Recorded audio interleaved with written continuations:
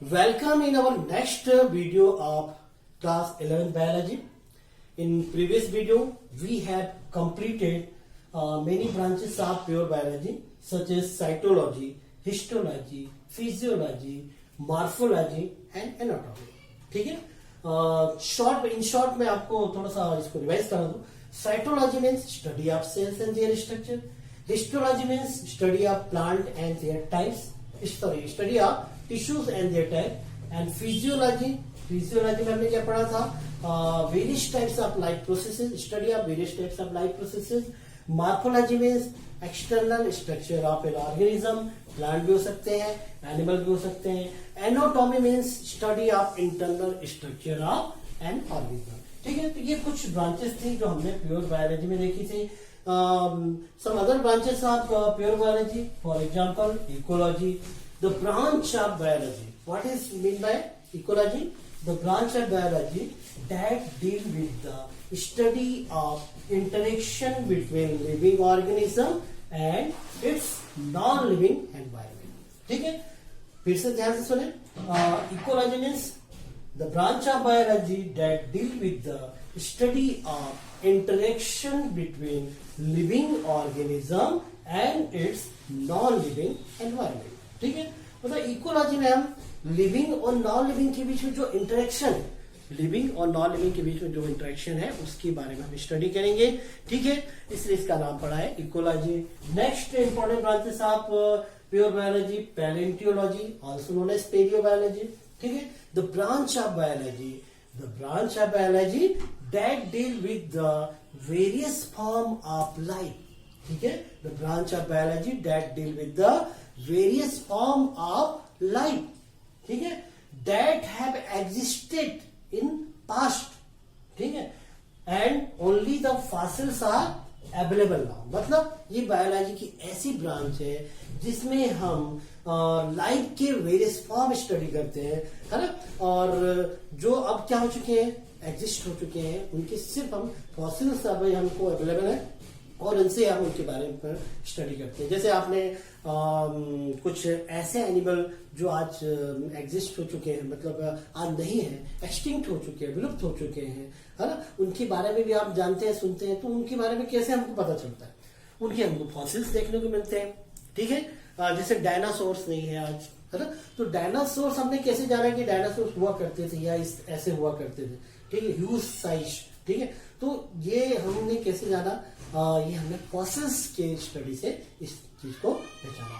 ठीक है, तो ये आप फटाफट इसका स्क्रीनशॉट ले लें.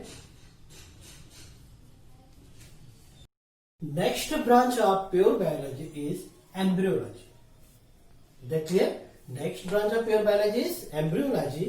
What is embryology?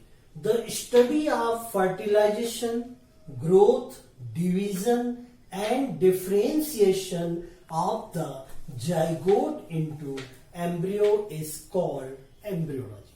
मतलब हम एम्ब्रियोलॉजी में क्या स्टडी करते हैं? Study of fertilization, growth, division and differentiation of the zygote into embryo. मतलब जो एम्ब्रियो का फॉर्मेशन होता है. ठीक है, सेक्सुअल रिप्रोडक्शन की, तो जैसे आपने क्लास 10th में रिप्रोडक्शन पढ़ा था, रिप्रोडक्शन में आपने पढ़ा था सेक्सुअल रिप्रोडक्शन में, तो सेक्सुअल रिप्रोडक्शन आपने देखा था मेल और फीमेल गैमेट का फ्यूजन होता है.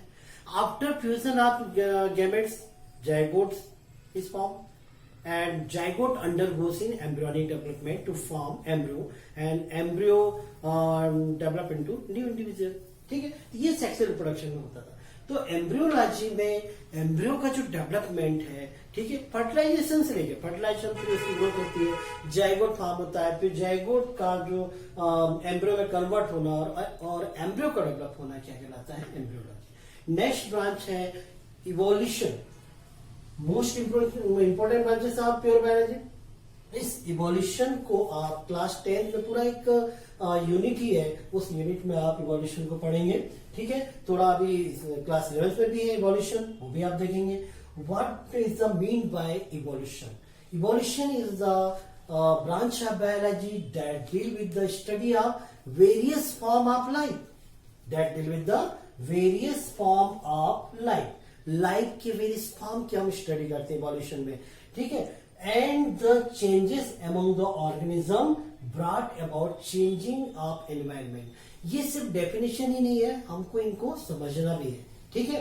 क्योंकि अब हम हायर क्लास में आ चुके हैं, तो हायर क्लास में हर चीज को हमको समझना है डिटेल में, ठीक है। तो इवोल्यूशन का जब कभी भी नाम आए तो आपको आपके दिमाग में, आपके माइंड में तुरंत एक चीज क्लिक हो जानी चाहिए, क्या? Study of various form of life. जैसे फॉर एग्जाम्पल आप पढ़ते हैं evolution of horse, evolution of giraffe, ठीक है। हॉर्स का यदि इवोल्यूशन की आप स्टडी करते हैं तो उसके लाइफ के वेरियस फॉर्म के बारे में स्टडी करेंगे। यदि उसका इवोल्यूशन, यदि हम बोल रहे हैं इवोल्यूशन की हम बात कर रहे हैं, तो उसके लाइफ के हम वेरियस फॉर्म के बारे में स्टडी करेंगे। कैसा वेरियस फॉर्म? कि पहले हॉर्स की हाइट क्या थी, उसके फीट में कितने फिंगर्स थे, ठीक है, वो सब हम देखेंगे, ठीक है। फिर उसका डेवलपमेंट कैसे हुआ, ग्रेजुअली डेवलपमेंट हुआ। हॉर्स एकदम से उसकी हाइट नहीं इंप्रूव हो गई, ठीक है। तो हॉर्स का जो हम डेवलपमेंट देखते हैं या उसका इवोल्यूशन देखते हैं, तो उसके लाइफ के वेरियस फॉर्म हम देखेंगे। पहले हॉर्स की हाइट बहुत ही कम थी, बिल्कुल गोट की बकरी की तरह थे। फिर उसकी हाइट धीरे धीरे इंप्रूव होते गए, फिर उसके फीट में सिंगल फिंगर्स बची, 1 टॉइल। तो ये जो उसकी पूरी इसकी लाइफ की हम स्टडी करते हैं, ये क्या कहलाता है? इवोल्यूशन कहलाता है। और इसके साथ ही अब ये उसकी जो उसमें जो चेंजेस देखिए, या आपने इवोल्यूशन ऑफ जिराफ के बारे में हम बात करें तो इवोल्यूशन ऑफ जिराफ, जिराफ क्या आपको मालूम है जिराफ के पहले कैसा था? जिराफ बिल्कुल बकरी की तरह था, गोट, ठीक है, गोट की तरह था, बकरी की तरह था। और उसकी हाइट आज हम देखते हैं कैसी, काफी ज्यादा है। उसके 4 लिम्स पहले के टाइम में क्या था कि जिराफ के दोनों लेग्स, मतलब 4 लिम्स एंड हिंड लिम्स, दोनों इक्वल साइज में थे, ठीक है। बट हम अब जो देखते हैं जिराफ को कैसा है, उसके 4 लिम्स जो है काफी हाइटेड है, मतलब काफी उसकी हाइट है। और नेक की जो हाइट है, आपने देखा होगा नेक ऑफ जिराफ काफी लंबी है, ठीक। तो ये मतलब क्या एकदम से हुआ? नहीं, ये एकदम से चेंजेस नहीं देखने को मिला, ये ग्रेजुअली ये प्रोसेस हुई। और ये जो उसमें जो चेंजेस हुई, क्यों हुई, वो यहाँ पे लिखा हुआ अबाउट चेंजिंग ऑफ एनवायरमेंट, ठीक है। किसी भी ऑर्गेनिज्म में जो चेंजेस होता है तो कुछ न कुछ एनवायरमेंटल फैक्टर भी होते हैं, वो एनवायरमेंटल फैक्टर अफेक्ट करते हैं ऑर्गेनिज्म में, और उसके बाद उसमें वो चेंजेस को देखने को मिलती है। जैसे ह्यूमन बीइंग की अपन बात करें, क्लाइमेटिक कंडीशन चेंज होती है, हम क्लाइमेटिक कंडीशन के अकॉर्डिंग अपने आप में चेंजेस करते हैं कि नहीं? क्यों हम रेनकोट गर्मी में नहीं पहनते, या हम रेनकोट दूसरे सीजन में नहीं पहनते? रेनकोट रेनी सीजन में ही पहनते हैं, ठीक है। और जो हम स्वेटर पहनते हैं, स्वेटर विंटर सीजन में क्यों पहनते हैं, हम गर्मी में क्यों नहीं पहनते, ठीक? विंटर सीजन में क्योंकि वो क्लाइमेटिक कंडीशन वैसी हो रही है, इसलिए हमने अपने आप को चेंजेस किया। और उस क्यों चेंजेस किया? Due to change in our environment. Environmental changes के कारण हमने अपने आप में चेंजेस किया, और वो चेंजेस हमें देखने को मिला, ठीक है। और ये सब हम स्टडी करते हैं इवोल्यूशन में, ठीक है। तो the branch of biology that deal with the study of various form of life and change among the organism brought about the changing their environment, ठीक है। इसके बाद नेक्स्ट इंपॉर्टेंट ब्रांच है genetics, study of heredity and variation. The branches of biology that deal with the study of heredity and variation. Heredity और variation के बारे में हम स्टडी करते हैं, किसमें? जेनेटिक्स के बारे में। बहुत ही इंपॉर्टेंट ब्रांच है ये, पूरी एक यूनिट आप पढ़ेंगे क्लास 12th में। और जेनेटिक्स आगे भी आप यदि हायर क्लासेस में जाते हैं, चाहे आप प्लेन बीएससी करें या आप दूसरे फील्ड में जाएं, बायोलॉजी जब तक पढ़ेंगे, ये जेनेटिक्स ऐसी ब्रांच है जो आपको हमेशा पढ़ने को मिलेगी। तो genetics is the most important branch of biology. The branch of biology that deal with the study of heredity and variation. What is the mean by heredity? ठीक है, तो शॉर्ट में मैं आपको ये भी बता देता हूँ हेरिडिटी का मतलब क्या है, वेरिएशन का मतलब क्या है। Heredity means transmission of character from generation to generation. जो हमारे जो कैरेक्टर रहते हैं वो एक जनरेशन से नेक्स्ट जनरेशन में ट्रांसमिट होते हैं। तो ये transmission of character from generation to generation is called heredity. Is it clear? जो हमारे पेरेंट्स के जो कैरेक्टर रहते हैं वो ऑफस्प्रिंग में ट्रांसमिट होना क्या कहलाता है? हेरिडिटी कहलाता है। आपने एक वर्ड सुना होगा, कई बार हमारी फैमिली में भी बात चलती है, अनुवांशिकी, ठीक है, या वंशगत।